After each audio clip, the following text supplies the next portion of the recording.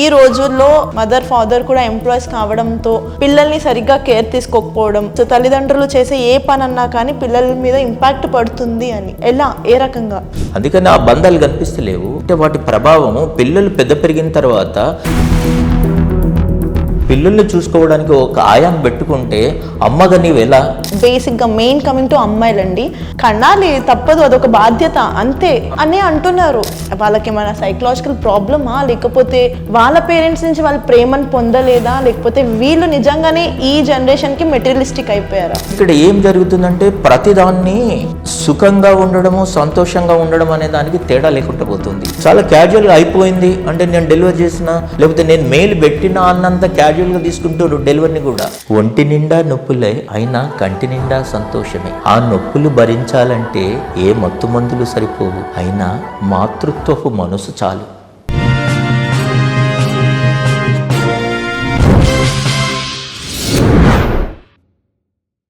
Hi, hello viewers, welcome to our show. నేను మీ శ్వేత. ప్రస్తుతం మనతో పాటు స్టూడియోలో ఉన్నారు మోటివేషనల్ స్పీకర్ జగ్గయ్య గారు. నమస్తే సార్.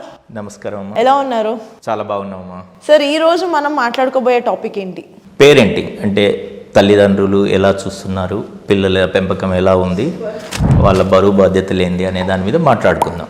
True sir. లైక్ ఈ రోజుల్లో బోత్ పేరెంట్స్, మదర్ ఫాదర్ కూడా ఎంప్లాయీస్ కావడంతో పిల్లల్ని సరిగ్గా కేర్ తీసుకోకపోవడం, వాళ్ళకి ఒక బాండ్, అటాచ్మెంట్, ఎమోషన్స్ తెలియకపోవడం అనేది ఈ రోజులో మనం చాలా చూస్తున్నాము.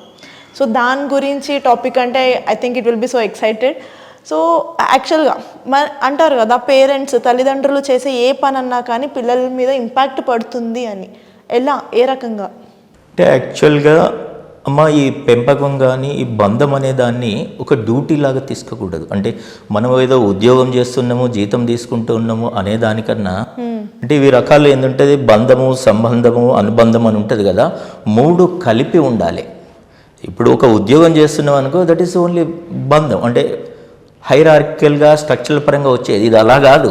ఒక కన్న పేగు తెంపుకొని వచ్చిన బిడ్డను చూసుకో, బాధ్యతగా ఫీల్ అవ్వాలి, అనుబంధం ఉండాలి. అంటే రక్త సంబంధం ఎలాగో ఉంటుంది. అలా కాకుండా సంపాదనలో పడి, అంటే ఇద్దరు ఉద్యోగస్తులై ఉండి ఇద్దరు ఉద్యోగస్తులు అవ్వడం తప్పని కాదు. మనం పిల్లల పెంపకానికి సరి అయిన టైం ఇవ్వకుండా, బాధ్యత తీసుకోకుండా, అది కూడా ఒక ఎంగేజ్ లాగా, ఒక వంట మనిషిలాగానో పని మనిషిలాగానో పిల్లల్ని చూసుకోవడానికి ఒక ఆయాన్ని పెట్టుకుంటే అమ్మగా నీవు ఎలా? కంటేనే అవుతుందా అమ్మ అని అనేది అందుకే తల్లిదండ్రులు బాధ్యతగా, ప్రేమగా తీసుకుంటే దాన్ని ఒక ఆత్మీయతతోని తీసుకునే కార్యక్రమాన్ని డబ్బులు ఇచ్చి ఎంగేజ్ చేస్తే వాళ్ళు పని చేస్తారు, ప్రేమను పెంచలేరు, ప్రేమను పంచలేరు. అందుకని బాధ్యతగా ఫీల్ అయి చేయాలి పేరెంట్స్ అనేవాళ్ళు అనేది.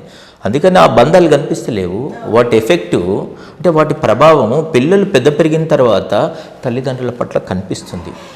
తల్లిదండ్రుల పట్ల కనిపిస్తుంది, వాళ్ళ పిల్లల పట్ల కూడా కనిపించే అవకాశాలు ఉన్నాయి. సమాజాన్ని కూడా తను అంతే తీసుకుంటాడు. అవును. అందుకనే మీరు ఏది కానీ జస్ట్ క్యాజువల్గా ఉంటున్నాయి. అంటే ఏ రిలేషన్ కూడా క్యాజువల్గా ఉండకూడదు, కొంత అటాచ్మెంట్ ఉండాలి. అవును. ఎక్కడ అటాచ్మెంట్ ఉండడం లేదు. పని కాగానే, అంటే ఇది ఎలా అంటే హోటల్లో పోయి తిన్నాం, బిల్ పే చేసిన అంతే, అలా ఉండకూడదు. అందుకని ఆ కుటుంబ వ్యవస్థ అనేది ఇంకా మన ఇండియాలో ఉంది, మన దేశంలో ఉంది. మనం ఇలా ఉండగలుగుతున్నాం. అమ్మ, ఇవన్నీ ఎమోషన్స్ ఉంటాయి. ఆ ఎమోషన్స్ను మనం ధరకట్టడం కానీ, డిఫైన్ చేయడం కానీ కష్టం. ఫీల్ అవ్వడం, ఇప్పుడు ఎంజాయ్ చేయడం వేరు, దాన్ని అంటే అనుభవించడం వేరు, అనుభూతి చెందడం వేరు అంటారు చూడండి. అనుభూతి చెందాలి మనిషి. అక్కడే ఒక సాచురేషన్ ఉంటుంది. అంటే మన సంతోషం కానీ, మన ఫీలింగ్ కానీ సాచురేషన్కి చేరుతుంది. కానీ చాలామంది దీన్ని జస్ట్ ఎంజాయ్మెంట్ లాగా తీసుకుంటున్నారు. అంటే అనుభవిస్తున్న థింగ్స్ని కానీ, సంఘటనలు కానీ అనుభూతి చెందుతలేరు. అందుకనే ఎక్కువ క్యారీ అవుతలేవు ఏ బంధాలైనా కానీ. అలా కాకుండా మెటీరియలిస్టిక్ కాకుండా మానసికంగా, మోరల్గా థింక్ చేసినప్పుడు పిల్లలు బాగా బ్రాటప్ అంటాం కదా, పిల్లల పెరుగుదల చాలా బాగా ఉంటుంది. వాళ్ళు సమాజానికి పనికొస్తారు.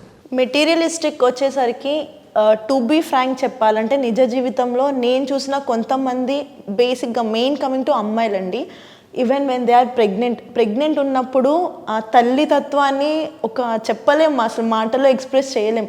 కానీ ఈ రోజుల్లో మెటీరియలిస్టిక్ వర్డ్ అనే దానికి ప్రాపర్ ఎగ్జాంపుల్ అయిపోయింది. పెళ్ళయింది, ప్రెగ్నెంట్ అవుతాం, దాంట్లో ఏముంది, so they are not even feeling the baby moments. కన్నాలి, తప్పదు, అదొక బాధ్యత అంతే అనే అంటున్నారు. అసలు అలాంటి వాళ్ళకి మన సైకలాజికల్ ప్రాబ్లమా, లేకపోతే వాళ్ళ పేరెంట్స్ నుంచి వాళ్ళ ప్రేమను పొందలేదా, లేకపోతే వీళ్ళు నిజంగానే ఈ జనరేషన్కి మెటీరియలిస్టిక్ అయిపోయారా? వాస్తవము కొంత మన పేరెంట్స్ నుంచి వస్తుంది ఖచ్చితంగా. అయితే ఇప్పుడు ఉదాహరణకు మన పేరెంటు లేబరో రైతో అనుకో, మనం ఐఏఎస్ కావద్దని లేదు కదా. కాబట్టి ఆయన రైతే కాబట్టి రైతు కొడుకు ఐఏఎస్ ఆఫీసర్ కావద్దని లేదు కదా. అది పేరెంట్ దగ్గర నుంచి రాలేదు. పేరెంట్ దగ్గర నుంచి వచ్చేది మన బిహేవియర్ ఉంటుంది, మన జెనెటికల్గా వచ్చేటి ఉంటుంది. ఖచ్చితంగా వాళ్ళు ప్రేమ పంచినప్పుడు అది క్యారీ అవుతుంది మిగతా వాళ్ళకు, మన పిల్లలకు మళ్ళీ తర్వాత. కానీ ఇక్కడ ఏం జరుగుతుందంటే ప్రతిదాన్ని సుఖంగా ఉండడము, సంతోషంగా ఉండడం అనే దానికి తేడా లేకుండా పోతుంది. ఇప్పుడు చాలామంది సుఖంగా ఉండడానికి ఇష్టపడుతున్నారు. సుఖం దొరుకుతుందమ్మా, సుఖాన్ని సంపాదించవచ్చు, కానీ సంతోషాన్ని సంపాదించలేవు. దీన్ని ఏమంటామంటే ఒక ఫస్ట్ క్లాస్ బెడ్ ఉంటుంది, నువ్వు మంచి బెడ్ను కొనగలవు కానీ నిద్రను కొనలేము. అది తేడా. అలాగే మంచి కాస్ట్లీ వాచ్ కొనగలవు కానీ టైంని కొనలేవు. ఇది అందరం వాడుకునేదే కానీ చాలా ఎఫెక్టివ్గా ఉంటుంది. మనం ఆ మనస్సు అనే దానికి ఇవ్వకుండా ఎక్కువ మెటీరియలిస్టిక్ అంటే వస్తువులకు విలువలు ఇస్తున్నాం మనం. వస్తువుల విలువ కూడదు. మీ డిగ్నిటీ అనేది మీ నడవడి మీద ఉంటుంది, మీరు వేసుకునే బట్టల మీద ఉండదు. బట్టలు వేసుకోవాలి, మంచి వేసుకోవాలి, అవి వాల్యూ అడిషనే. మీకు తెలివి లేకుండా ఎంత కాస్ట్లీ డ్రెస్ వేసుకున్నా కానీ మొదటిసారి ఒక లుక్లో మీరు బాగున్నారు అనిపిస్తారేమో కానీ మీకు వాల్యూ రాదు. కాబట్టి మనం ఎప్పుడు ఆత్మీయత మనసు. ఇప్పుడు మీరు అమ్మ అన్నారు కదా, చాలా క్యాజువల్గా అయిపోయింది అంటే నేను డెలివరీ చేసినా, లేదు టైప్ చేసినా, లేకపోతే నేను మెయిల్ పెట్టినా అన్నంత క్యాజువల్గా తీసుకుంటారు డెలివరీని కూడా. కానీ యాక్చువల్ మాతృత్వం ఎలా ఉంటుందమ్మా? దీనికి అంటే నేను పోయమ్స్ కూడా రాస్తుంటా, కవిత్వం కూడా రాస్తుంటా, నాకు అది కూడా. అయితే ఇప్పుడు ఈరోజు సబ్జెక్ట్ కవిత్వం కాదు కాబట్టి అందులోకి వెళ్ళాను. ఇది ఎలా ఉంటుందంటే అమ్మ, ఒక తల్లి ప్రసవించినప్పుడు ఆమె ఫీలింగ్ ఎలా ఉంటుంది, ఆమె భావనలు ఎలా ఉంటాయి అనే దాని మీద నేను ఒకటి రాశాను. అది చదివితే ఖచ్చితంగా ప్రతి స్త్రీ ఏమంటారు, డీపీ అంటామా, మన వాట్సాప్ డీపీ కింద పెట్టుకునే స్టేటస్ వాటెవర్ పెట్టుకునే అంత ఇదిగా ఉంటుంది. అంటే అది నా గొప్పతనం కాదు, ఆ సబ్జెక్ట్లో ఉన్న గొప్పతనం. తల్లి ప్రేమ అనేది ఎన్నడూ టాపే, తల్లి ప్రేమ అనేది ఎన్నడూ టాపే. ఇంకా దానికి కంపేర్ చేయడానికి ఏది సరిపోదు. దానికి ఒక లైన్ చెప్తా. డెలివరీ అయ్యేటప్పుడు, ప్రసూతి అప్పుడు, ఇంకా బిఫోర్ దాట్, ఒంటి నిండా నొప్పులే అయినా కంటి నిండా సంతోషమే. ఆ నొప్పులు భరించాలంటే ఏ మత్తు మందులు సరిపోవు, అయినా మాతృత్వపు మనసు చాలు. ప్రాణం పోయే అంత ప్రసవ వేదన తనకు, అయినా పుట్టబోయేది తన ప్రాణమే కదా. తనకు మరో జన్మ ఎత్తినంత మరి తను మరో జీవికి ప్రాణం పోస్తుంది కదా. అంటే బుజ్జి బుజ్జి మాటలతో బొజ్జ నింపుతూ ఈ వేలు బట్టి నడక నేర్పి గమ్యం చూపింది. తన ఒడిని బడిగా చేసి నేర్పని పాఠం లేదు. సృష్టించిన బ్రహ్మ గొప్పనే, కానీ జన్మనిచ్చిన అమ్మ బ్రహ్మ పక్కన. అమ్మ తల్లి అంటే ఇంత గొప్పదమ్మ. వాస్తవానికి ఏం చెప్తారు మన వాళ్ళు, ఆ అమ్మ అంటే ఆ దేవుడు అన్ని చోట్ల పుట్టలేడు కాబట్టి అమ్మనిచ్చాడు మనకు అనేదాన్ని చెప్తాం. అందుకనే స్త్రీకున్న ఔన్నత్యం ఏంటమ్మా? స్త్రీ అనేది ఒక ఆబ్జెక్ట్ కాదు, ఒక వస్తువు కాదు. ఆమె స్త్రీమూర్తి అన్నారమ్మా. అంటే స్త్రీలో ఇవన్నీ ఉంటే స్త్రీ లక్షణం ఏంది సార్ అంటే ఇప్పుడు ఉన్నవన్నీ అవసరమే, కానీ ఖచ్చితంగా ఇవి ఉండాలి. స్త్రీని భూమితో పోల్చిండ్రు సహనానికి. అంటే మనస్సును హృదయాన్ని ఆకాశమంత విశాలమన్నారు, ఆమె లోతు సముద్రమంతా అన్నారు. సముద్రము ఆకాశం ప్రకృతి అమ్మ. స్త్రీ అంటే నేచర్. అంత గొప్ప ఔన్నత్యమున్న స్త్రీ అంటే తల్లిగా తన సంపూర్ణంగా ఫీల్ అయి పిల్లల్ని కని పెంచితే ఆ మాతృత్వానికి కూడా అర్థం ఉన్నది. పిల్లల పెంపకం కూడా బాగా ఉంటుంది. పిల్లలు అందరు కలిస్తేనే సొసైటీ అంటే మన సమాజం కూడా బాగుంటుంది. మనం ఒక మంచి సమాజాన్ని మనం ఊహించుకోవచ్చు, మనం ఆశించవచ్చు. పేరెంటింగ్కి ఇంత ఉంటుంది. డబ్బులు ఇవ్వడమే నా బాధ్యత అనే పేరెంట్స్ డబ్బులు ఇవ్వడం కాదు. ఇప్పుడు ఒక మనిషికి డబ్బులు ఇవ్వడం కాదు, డబ్బు ఎలా సంపాదించుకోవడమో నేర్చాలి. అలాగే ఎదుటివారి పట్ల ఎలా ఉండాలనే క్రమశిక్షణ నేర్పాలి తల్లిదండ్రులు అనేది. మనం కూడా అంతే ఇవ్వాలి. అంటే భయం, అన్ని రసాలు అంటే చూడండి, అలాగే అన్ని రకాల లక్షణాలు వాళ్ళకి తెలిసి ఉండాలి. భయము, భక్తి, ప్రేమ, సహనము, శాంతి, గుణం ఇవన్నీ ఉంటే ఒక మనిషి పరిపూర్ణుడు అవుతాడు.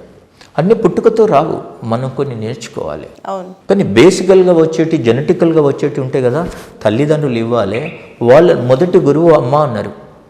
మొదటి మాట అమ్మే పలుకుతుంది. ఇప్పుడు మొదటి పలుకు కూడా అమ్మాయి వస్తుంది. అవును. అందుకనే మన భాషను కూడా మాతృభాష అన్నారు కానీ పితృభాష అనలే, మొదటి టంగు అన్నారు.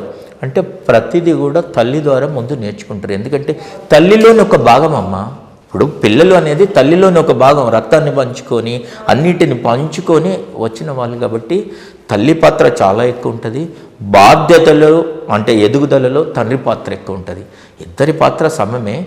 కానీ పేరెంటింగ్ అనేది ఇద్దరు పేరెంట్స్ మాత్రం ఖచ్చితంగా అంటే పరిపూర్ణంగా సంపూర్ణంగా దృష్టి పెట్టి దాన్ని ఒక యజ్ఞంలాగా, తపస్సులాగా, ప్రేమలాగా, ధర్మంలాగా, బాధ్యతలాగా, ఆత్మీయంగా చూసుకుంటే దాన్ని మంచి పేరెంటింగ్ అంటాం. మంచి సమాజం ఏర్పడుతుంది. ఓకే.